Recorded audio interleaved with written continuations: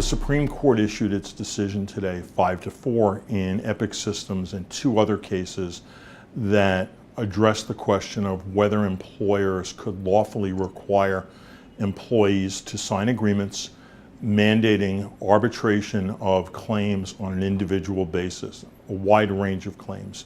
Federal wage and hour claims, other employment-related claims. The NLRB was arguing that the National Labor Relations Act ensured employees the right to participate in class claims or class arbitrations.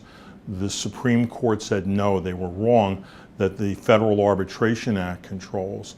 The Supreme Court also said, it was very interesting, that the NLRB's view on the interplay between the Federal Arbitration Act and the National Labor Relations Act and the Fair Labor Standards Act was not entitled to deference.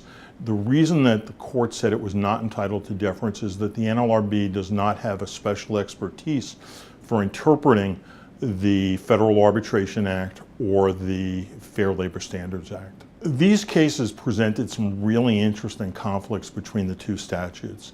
The Federal Arbitration Act, which dates to 1925, has a very strong mandate for favoring arbitration of a wide range of claims. The Federal Arbitration Act starts with the presumption that most arbitration agreements are lawful and enforceable.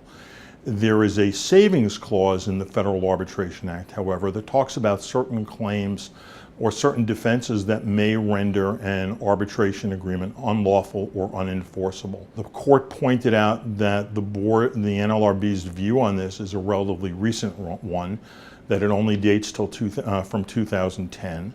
And the court also said that the savings clause of the FAA does not apply here. The claims that the NLRB was arguing were not the types of things like fraud or duress that would render an arbitration agreement potentially unenforceable or void. This decision means clarity for employers who've been facing the uncertainty of whether arbitration agreements and class claim waivers would be enforceable.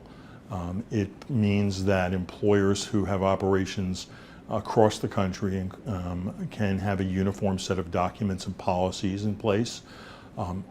Until now, the Seventh Circuit and the Ninth Circuit had both agreed with the NLRB and had found that these agreements were unlawful, that they interfered with employees' Section 7 rights.